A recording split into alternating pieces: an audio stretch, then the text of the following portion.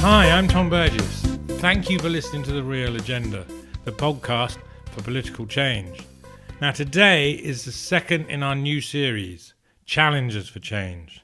In these episodes we talk to some very remarkable people with drive and determination to make a difference. Those who are prepared to put the time and effort in to do the right thing and to do the thing right for the good of all.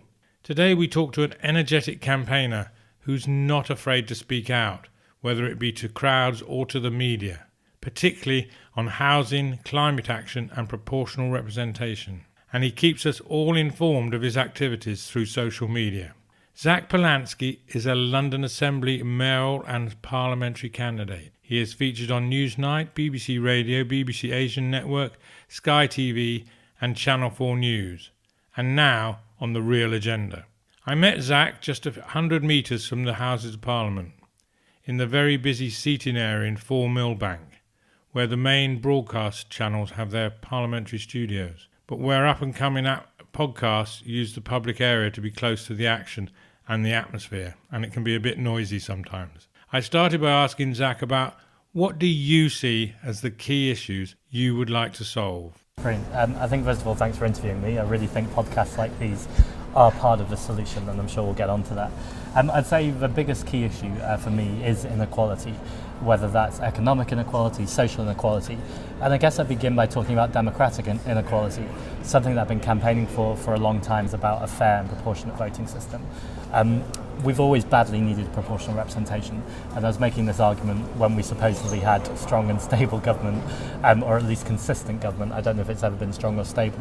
And I think the last few years, and particularly this year, have demonstrated to us the massive problems that come out as a result of having a system that encourages politicians who can't be held accountable, who can have safe seats, who don't need to actually stick to their manifesto, and I think it's a huge problem.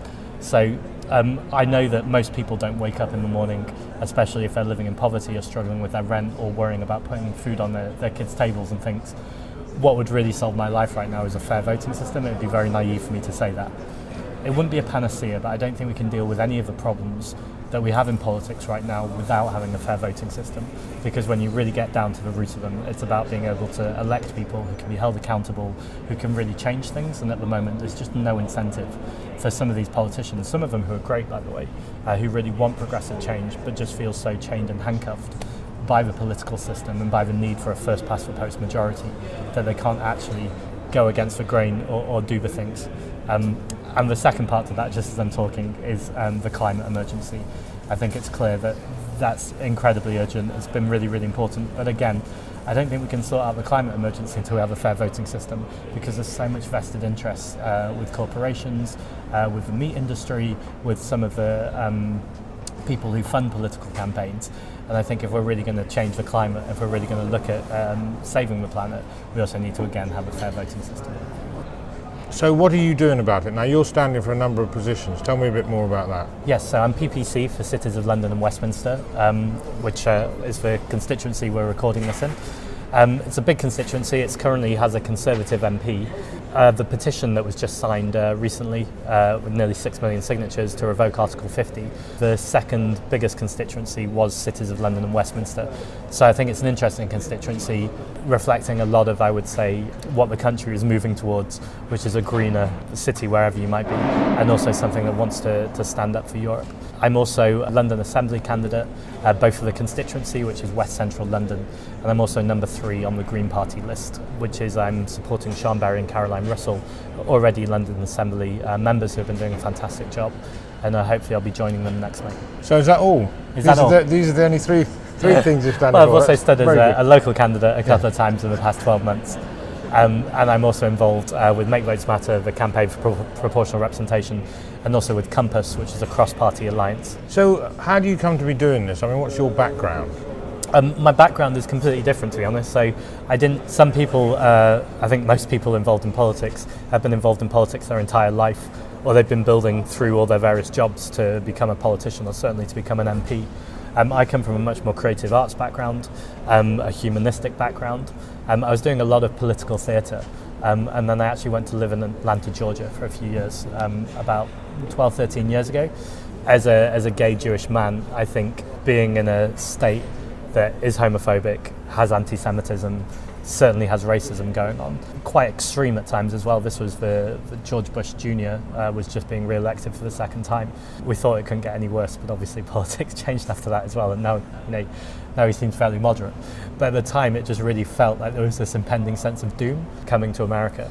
And because I was at quite a liberal university, there was just this liberal pocket of people, a lot of them who were young black and often female, who were just kind of, I guess the term now would be, were waking up or were woke.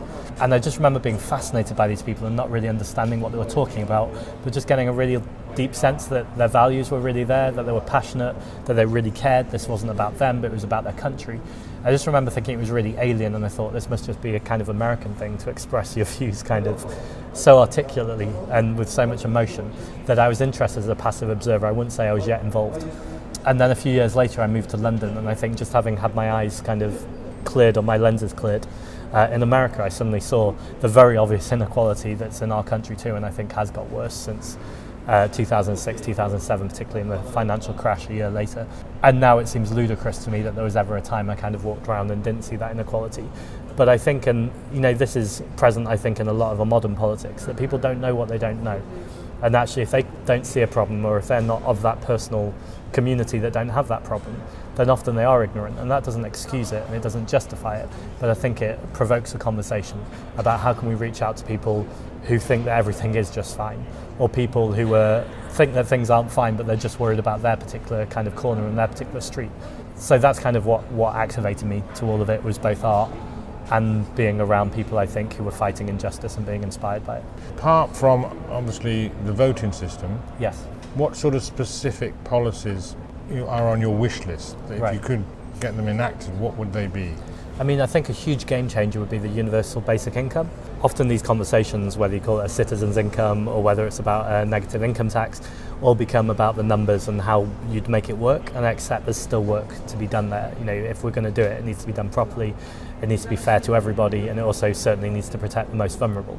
But I think the principles of a universal basic income, that everyone would be able to have a home to live in, some food, some basic, shelter and security in their lives, are just an obvious step forward as a society. I mean, it's disgusting in 2019 that you can walk on the streets and see people homeless, or that that there's still this huge inequality gap between men and women. I think in the FTSE 100, only 7 of the top CEOs were women, so it's not even a close inequality. It's a massive injustice in our society.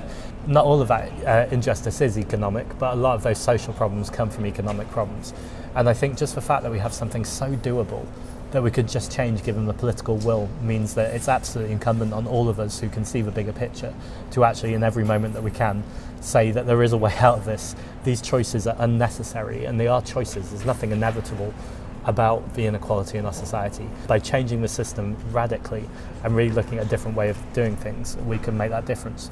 What I really particularly like about the universal basic income as well is 2 other things. That one is it's economically efficient. So if people, traditionally conservatives say they want to save money or they want to take some money away, but from having, the state having too much control over our lives, I think this is actually about saying to people, here's some money, you can run your life as you want, and we can get rid of this wholly, bureaucratic welfare system. I think we still obviously need to look at disability welfare and make sure that people are still protected.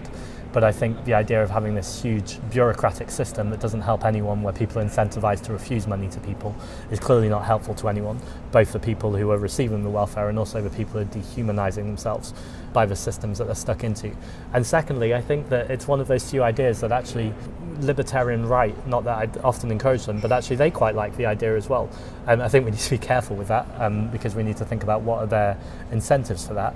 But I think if we can get it right, and if we can make sure that it really is progressive, it really is helping people, then I think that could be a real game changer. On top of that, if I'm going to continue, I'd say a Green New Deal. This is something that Caroline Lucas put forward about 10 years ago, and with all respect to Caroline, was not entirely ignored, but I don't think it was quite the time yet for people to wake up to it. AOC in America has promoted this new Green New Deal, and it seems to be going down fairly well. At least people are talking about it. I'm really pleased to see last week Caroline Lucas and Clive Lewis from the Labour Party working together on it. And just as a side note, I really think that's the future for politics, is to see MPs from different parties working together and finding collaborative ways of doing things. I think the old tribalism of the past needs to go. It's unhelpful, and I think it doesn't help anyone. That doesn't necessarily mean I'm pro-progressive alliance if we're going to get down to election strategy. I think I would be if the Labour Party could come on board with proportional representation. But I think until we have a fair voting system, it's a unreasonable ask for them to ask for support from smaller parties until they're willing to make the playing field even.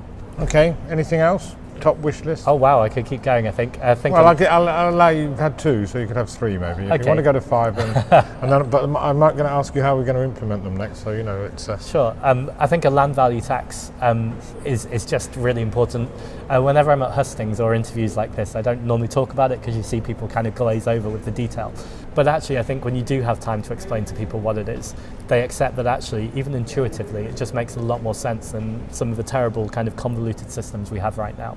I don't think it would immediately solve a lot of the housing problems we have, but I think it would certainly go a long way to making the situation fairer. I'm very keen on civil liberties, the protection of our civil liberties. So I think, as a general rule, this doesn't feel quite like it's the conversation of our time. It feels like it's about to come in the next year or 2 years. I think for those in the know or for those kind of clued up with these issues, it absolutely is the conversation of our time around artificial intelligence, around surveillance, about things like the gang matrix in London and how do we identify people who might make crimes before we make them. I'm all for giving the police as much intelligence as possible to protect the public, but I think we've also got to be very careful about what's happening with that data, how profiling is happening and how we do those things. So in short, I think a fair voting system, a universal basic income, a Green New Deal, a land value tax, and have a real good look at how we make policing transparent, accountable and proportionate. Just coming back to the land value tax, yes. Which I fully understand, and we've featured that quite a bit on the Real Agenda. Fantastic.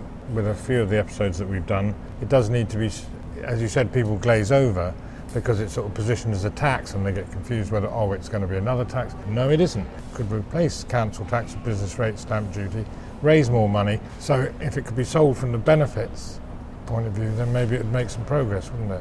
Yeah, and I think that none of these things exist in a vacuum. I think certainly a universal basic income and a land value tax, if they could be pushed through at the same time or produced at the same time, would certainly complement each other. I think with that too, there's been a lot of push for a 4-day working week.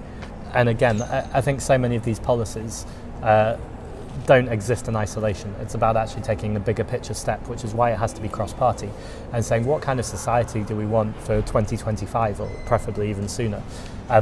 Where do we want to go as Britain? What's our place in the world? But also, what kind of life do we want for our citizens? And I think any of these things done in isolation will actually probably collapse because they won't be sustainable with a system that doesn't support them. I think we need to look at the whole system. Because, as you sort of intimated, we need to find common ground and actually work in cross-party. How can we actually encourage this more? It's really hard is the first thing I'd say, so I don't want to be self-righteous or a hypocrite. I often find myself tweeting or at a debate kind of taking a hit at an opponent. I don't think it's ever personal, I don't think I've ever been guilty of that, but certainly sometimes it becomes petty. And I think we need to find a way of getting out of that pettiness. My caveat is the way to get out of that pettiness completely, I think, would be a proportional representation system, because actually parties that agree with each other and share common ground wouldn't be battling for small amounts of votes. We could be talking about the real issues and actually presenting what we want rather than what we don't want. However, we are where we are, so I won't take the back door and say, well, if we just had a fair voting system, I wouldn't be tribal. I think what we really need to do is take a deep breath, think about what are the important things here, what kind of conversation or debate would I want both as a citizen and as someone involved in politics, and how can I personally take responsibility for contributing to that debate? How do I find a way, when nuance is often lost in social media and in the 24/7 media that's on TV and the internet, how do I find a way to present ideas in a way that keeps people's attention when there's constant demands for their attention, but doesn't sell out on the idea or doesn't just jump to extremism to make a quick point? I think one example that jumps in mind is actually the Sheffield mayor, Majid. He's a Somalian refugee who came to Sheffield years and years ago when he was a very young child, and he became mayor last year when he became a councillor. I think he's done a fantastic job at just really inspiring Sheffield. And I wouldn't say he's necessarily done it in a cheap way, but he's just done it in a way that his values are so clear and what he stands for is so clear that actually it's incredibly contagious. Just a small example, he went to see Mamma Mia at the cinema and said on Twitter, if anyone's lonely tonight or wants to go on a group outing with the Mayor of Sheffield and the citizens, then I'll be there and come join. And I believe they sold out the cinema. Now, I'm not saying that we're going to change Britain. Well, actually, we will change Britain if more politicians did that.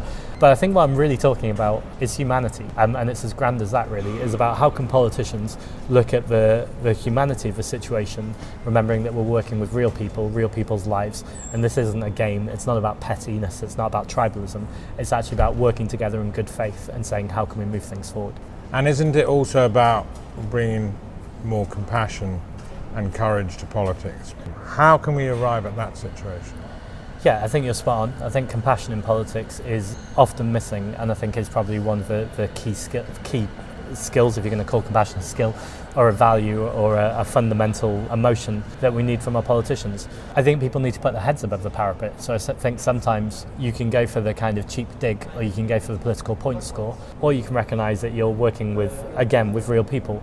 Before I was talking about the citizens when I said that, but actually I think we often forget that politicians are real people too. It's very difficult for a politician, I think, or a party when they're being attacked, to say, can you have some compassion for me, please? Because it sounds like they're just trying to cover up their mistake, or that they're lying in some ways.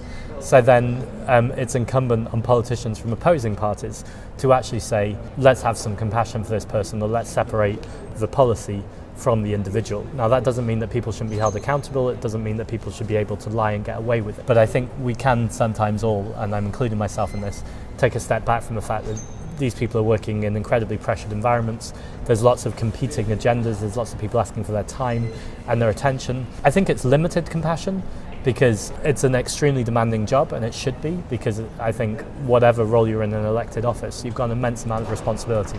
So I don't think you can mess up too many times and keep asking for compassion. But I think as a society, we can expect our politicians to be less perfect than we're currently demanding, to also sometimes be able to deal with competing demands on what they do. And politicians can help themselves as well, though, I think, by not hiding, but actually explaining to the public in a transparent way their kind of workings out. And I think we could see more of that from politicians, saying that I've got two competing demands on my time here, or two competing philosophies, both from maybe my constituents and my party, or both from what I personally believe in and the party whip or the constituents, and actually start to explain why they're making the decisions they're making.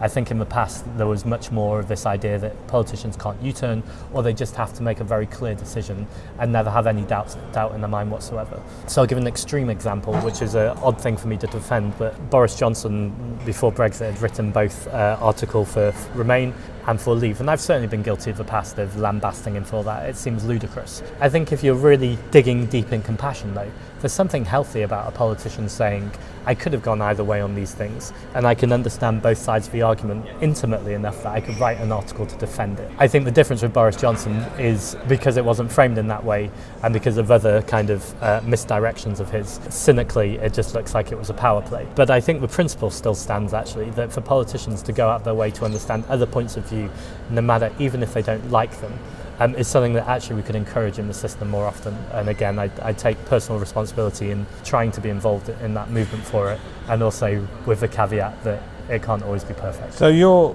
very dedicated and highly motivated to bring change. What can we the people do, or what would you recommend to other, particularly younger people, to get involved and help to bring change? Absolutely. My instinct is that everyone always wants to help and wants to get change to happen. Very often they feel completely disempowered. So that's when I think we hear, what's the point of politics? I can't do anything about that, or nothing changes anyway. I don't want to be a broken record, but again, we're back to the voting system. We can't blame everything on that, though, so I'll park that to one side. But I really think a change of the voting system would massively get people more engaged, because they would see how their vote and their activism could actually make a difference in electing people other than the safe seat. And by the way, some of those seats across the country have been the same seat since the time of Queen Victoria. So I think when you look at it with that historical perspective, it's easy to understand why people sometimes think they can't make change. And whenever anyone asks me why I get involved, it sounds like a very political answer, but it just happens to be really true, is when I walk through the streets, particularly of central London where I live, and there's people homeless, and I have that huge guilty feeling of, Do I give money? Do I give food? Am I reinforcing the broken system? Could I be enabling a drug habit? All those kind of complicated questions.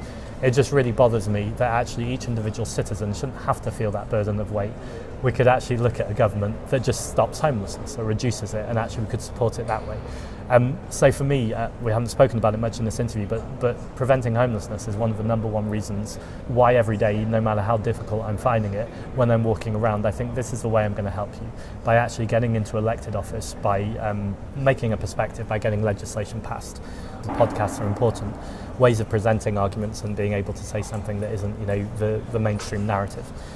For other people then, I think the question is, when they say they don't want to get involved or they don't care about politics, what bothers you about your country right now? What makes you angry? And actually it's amazing what happens. It's a little bit of a tangent, but I said I was an actor. I was in a show 2 years ago in the Tower of London, an immersive theatre show about people's revolt. So it was reflecting the kind of ancient events of the revolt on the Tower of London, but set kind of 50 years in the future, and I was playing a revolutionary.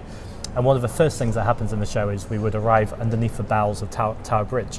And I would turn to audience members and say, why are you here today? What gets you angry? And people would frequently kind of give very woolly answers about tax or inequality, things that are important, but just with no detail.